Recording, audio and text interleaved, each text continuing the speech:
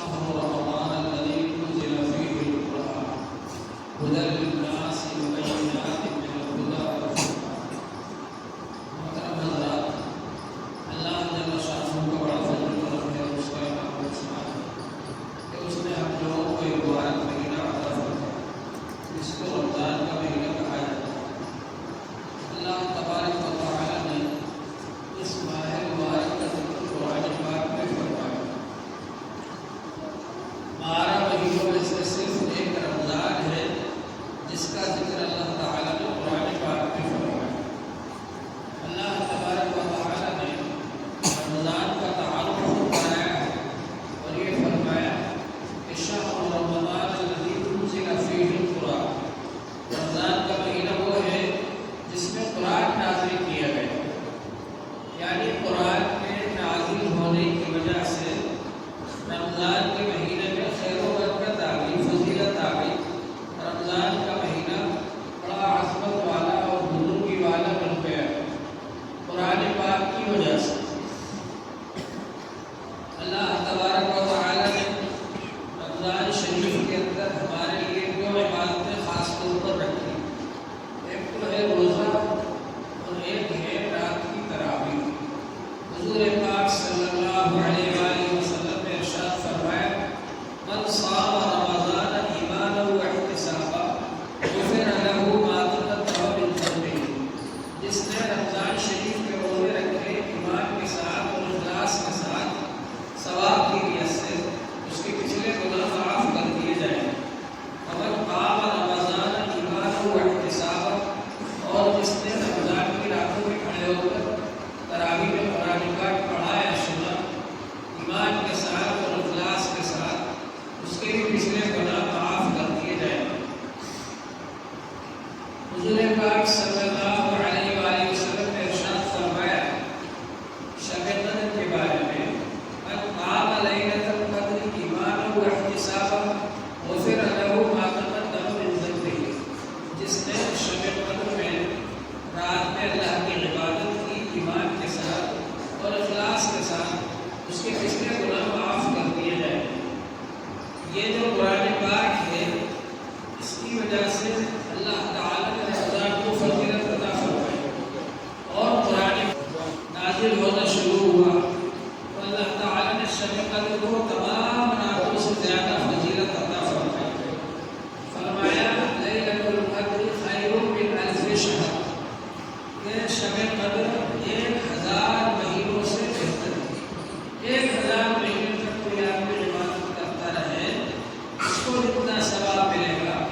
شب قدر جس کو مل جائے گی، شب قدر میں جو اللہ کی عبادت کرے گا اس کو اتنا ثواب ملے گا۔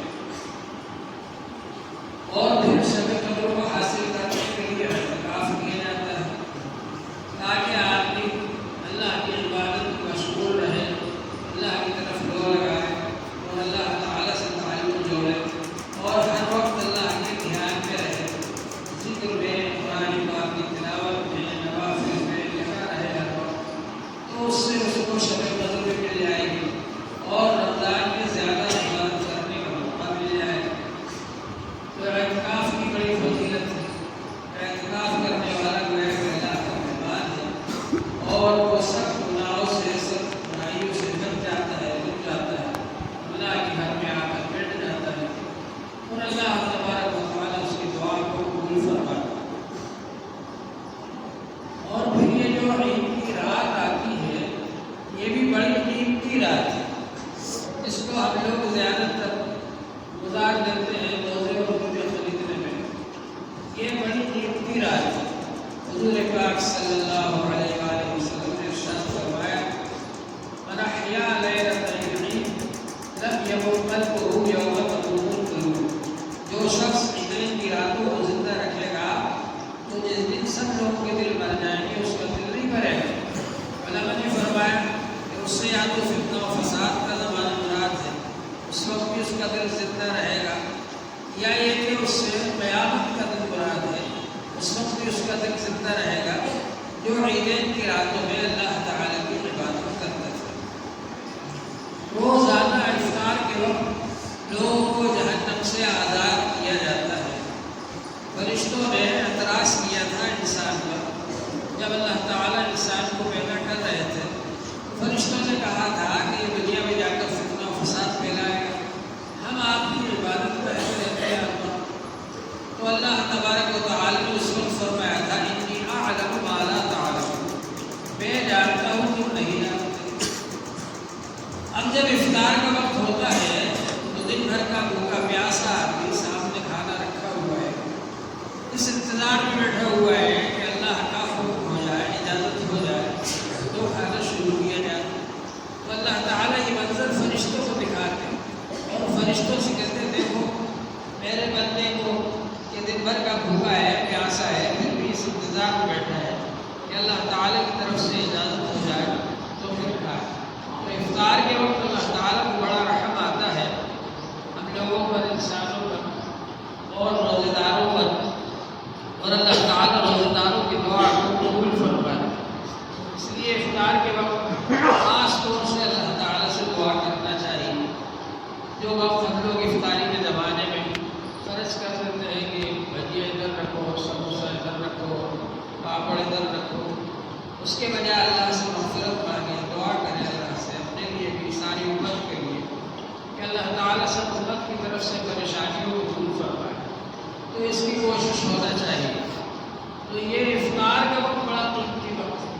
روزانہ افطار کے وقت لوگوں کو جہنم سے آزاد کیا جاتا ہے، اور آخری دن پورے مہینے تک جتنے لوگوں کو آزاد کیا گیا اتنے لوگوں کو آخری دن آزاد کیا جاتا ہے۔ جہنم سے آزاد ہو جانا، جہنم سے بچ جانا، یہ انسان کے لیے بہت زیادہ ضروری ہے۔ اللہ تعالیٰ نے فرمایا فَمَنْ زُحْزِحَ عَنِ النَّارِ وَأُدْخِلَ الْجَنَّةَ فَقَدْ فَازَ، جو جہنم سے بچا لیا گیا اور جنت میں داخل کر دیا گیا وہ کامیاب ہو گیا۔ تو ہمیں اللہ تعالیٰ سے اپنی مغفرت کی دعا بھی مانگنا چاہیے کہ اللہ تعالیٰ ہمارے گناہوں کو معاف فرما دے، اور جہنم سے پناہ مانگنا چاہیے کہ اللہ تعالیٰ ہمیں جہنم سے پناہ عطا فرما دے۔ پہلا عشرہ رحمت کا گزر گیا، دوسرا عشرہ مغفرت کا گزر گیا، یہ تیسرا عشرہ جہنم سے آزادی کا ہے۔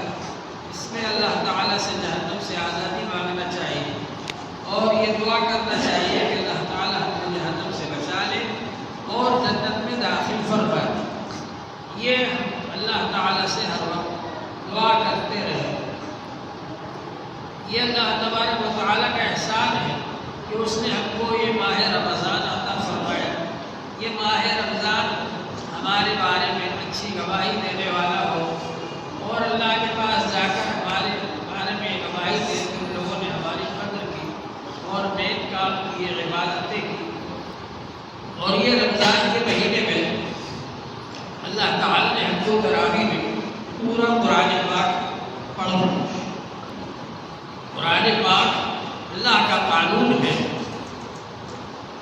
دوسرا کوئی قانون ہے آپ کو سنایا نہیں جاتا۔ خدا نہ خواستہ اگر کوئی آدمی پھنس جائے تو پھر اس کے لیے وکیل صاحب آ کر کہتے ہیں جج سے، جج صاحب یہ آدمی نے غلطی تو کر دی، اگر اس کو معاف کر دیجیے۔ یہ قانون اللہ تعالیٰ نے آپ کے لیے بھیجا ہے، قرآن پاک، یہ آپ کو سنایا جاتا ہے پورا شروع سے آخر، اور اس پر عمل کرنے کا طریقہ سکھایا جاتا ہے روزے کے ذریعے سے۔ روزہ رکھوا کر عمل کرنا سکھایا جاتا ہے کہ اس قانون کے مطابق آپ کیسے عمل کریں۔